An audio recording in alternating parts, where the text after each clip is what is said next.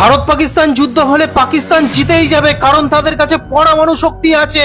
এই ভয় শুধু দেখাচ্ছে, ওরে বাপ রে বাপ। আর আমরা ভয় থরথর করে কাঁপছি। কারা জিতবে, কাদের শক্তি সবচেয়ে বেশি, তাহলে শুনুন বন্ধুরা। প্রথমে সামরিক শক্তিতে ভারত 4 নম্বরে আছে এবং পাকিস্তান 12 নম্বরে আছে। ভারতের ডিফেন্স বাজেট হলো 73 বিলিয়ন, 1 বিলিয়ন অর্থাৎ 100 কোটি টাকা। আর পাকিস্তানের ডিফেন্স বাজেট হলো 7.64 বিলিয়ন অর্থাৎ ওই 700 কোটির কাছে। পরমাণু বোমা ভারতের কাছে আছে 172টি এবং পাকিস্তানের কাছে আছে 170টি। কিন্তু এইটা জানলে আপনারা অবাক হয়ে যাবেন, তাদের যে রেঞ্জ ওটা শুধুমাত্র দিল্লির একটু নিচে পর্যন্ত পৌঁছাবে এবং ভারতকে পুরো শেষ করতে গেলে হাজার হাজার পরমাণু বোমা লাগবে। ওই মাত্র 170টা পরমাণু নিয়ে জল গরম হবে না ভাই। কিন্তু ভারতের কাছে যে পরমাণু শক্তি আছে, তার যা শক্তি, তার যা রেঞ্জ, পাকিস্তানরা যদি মাটির নিচেও ঢুকে বসে থাকে তাহলেও সেখানে গিয়ে তাদের একদম।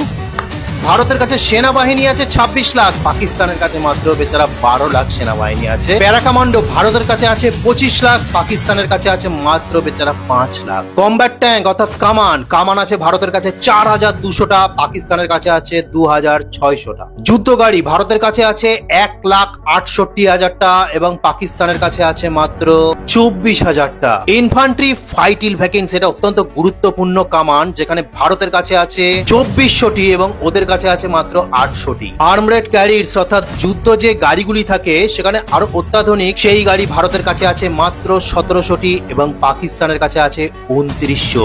এমরাপ অর্থাৎ ওপর থেকেও কামান ছাড়বে গাড়িটি এবং সাইড থেকেও কামান ছাড়বে এবং পেছন থেকেও গোলা বারুদ ছাড়বে, সেই গাড়ি ভারতের কাছে আছে প্রায় 2000-এর কাছে এবং পাকিস্তানের কাছে আছে মাত্র 225টি। আর্মরেড কার অর্থাৎ যে গাড়িগুলিতে গুলি লাগলে কিছু হয় না, এই গাড়িগুলি ভারতের কাছে আছে 38,600টি এবং পাকিস্তানের কাছে আছে মাত্র 14,800টি। সেলফ আর্টিলারি যেখানে ভারতের কাছে আছে মাত্র 100টি এবং পাকিস্তানের কাছে আছে 600-র বেশি। সেলফ আর্টিলারি মানে যে কামানগুলি ইঞ্জিন লাগানো আছে, চলতে পারে, মানে চারিদিকে যেতে পারবে। ফিল্ড আর্টিলারি এবং সেটাও সেম এক জায়গায় বসানো থাকে, সেই আর্টিলারি আছে ভারতের কাছে 4000-এর কাছে এবং পাকিস্তানের কাছে আছে 2600-র একটু বেশি। রকেট প্রজেক্টর অর্থাৎ যে গাড়িগুলিতে রকেট লাগানো থাকে, ঠাই ঠাই ঠাই ঠাই করে রকেট ছাড়তে থাকে, সেই গাড়িগুলি ভারতের কাছে আছে মাত্র 264টি এবং পাকিস্তানের কাছে আছে 600-র বেশি। এখানে পাকিস্তান কিন্তু অনেকটা এগিয়ে আছে। এইবার চলুন যুদ্ধ বিমানের দিকে যাওয়া যাক। ভারতের কাছে আছে টোটাল যুদ্ধ বিমান 2200-র বেশি এবং পাকিস্তানের কাছে আছে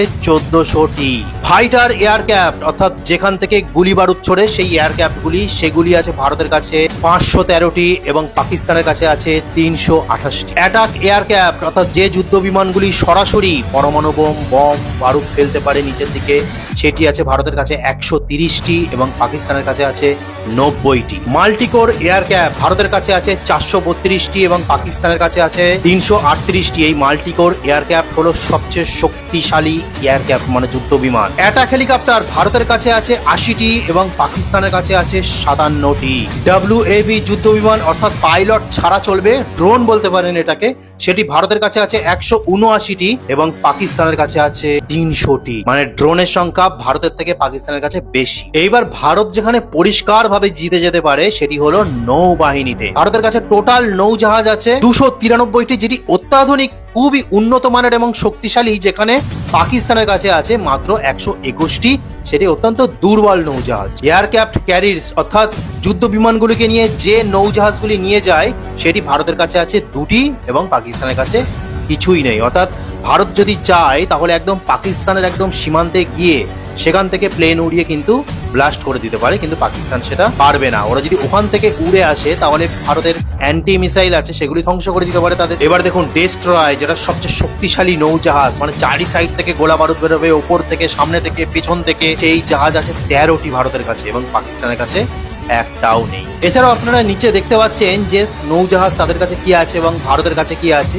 তো এখান থেকে পরিষ্কার হয়ে যায় যে সম্পূর্ণ এখানে ভারত হামেশাই জিতে যাবে, কোনো চাপ হবে না। যে পরমাণু শক্তির ভয় দেখাচ্ছে ওরা, পরমাণু শক্তি কেউ কিন্তু ব্যবহার করতে পারে না, কারোর কিন্তু কোথাও লাইসেন্স নেই, কোনো বিশ্বের কাছেই লাইসেন্স নেই, কারণ সেই চুক্তি নেওয়া আছে জাতিসংঘে, ইউএনএ। তো ভাই যারা পরমাণু শক্তির ভয় দেখাচ্ছে তারা শুধু মুখে ভয় দেখাচ্ছে, কাজে করার কিচ্ছু নেই। কিন্তু ভারত তৈরি হচ্ছে, তোমাদের তো পস্তাতেই হবে পাকিস্তান, দেখো তোমাদের কি অবস্থা হয়। তো আজকে বলার ছিল। হরে কৃষ্ণ।